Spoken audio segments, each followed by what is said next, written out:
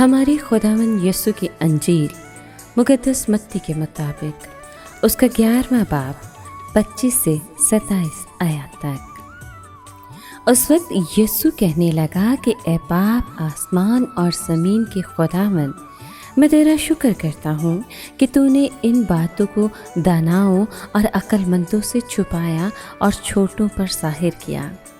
ہاں اے باپ، کیونکہ تجھے ایسا ہی پسند آیا۔ میرے باپ سے سب کچھ مجھے سونپا گیا، اور کوئی بیٹے کو نہیں جانتا سوائے باپ کے، اور کوئی باپ کو نہیں جانتا سوائے بیٹے کے، اور اس کے جس پر بیٹا ظاہر کرنا چاہے۔ پاک کلام کے پڑھے اور سنے جانے پر خداوند کی برکت ہو۔ خدا کا شکر ہو۔ میرے باپ سے سب کچھ مجھے سونپا گیا، اور کوئی بیٹے کو نہیں جانتا سوائے باپ کے، اور کوئی باپ کو نہیں جانتا سوائے بیٹے کے۔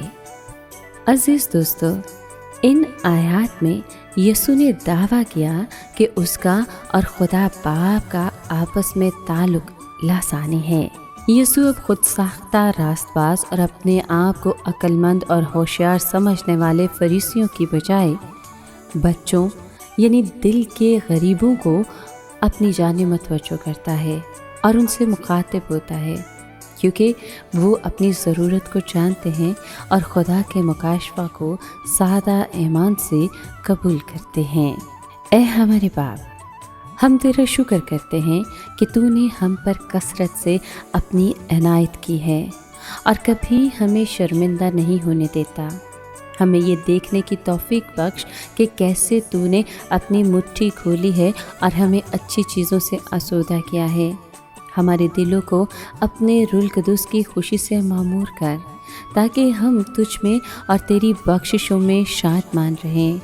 اپنی محبت کو ہم میں بڑھا، ہم میں سے تمام برائیوں کو دور کر دے اور گناہوں کو معاف کر دے، اور بخش کے اپنی سیرت اور کوششوں سے تجھ سے وابستہ ہونے کی قدر ہم کر سکیں، اور یوں ہم اپنے ایمان کو اپنی زندگی میں عمل سے ظاہر کریں۔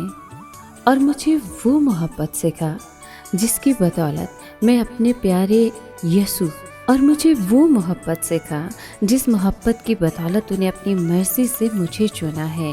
مجھے بخش کہ میں تیرے نقش قدم پر چل سکوں، کیونکہ میں کمزور ہوں اور تو ہی میری قوت ہے۔ اے خداوند، میری چٹان اور میرے فدیہ دینے والے، مجھے اپنی راہ پر چلنا سکھا، مجھے اپنی پیروی کرنا سکھا۔ آمین۔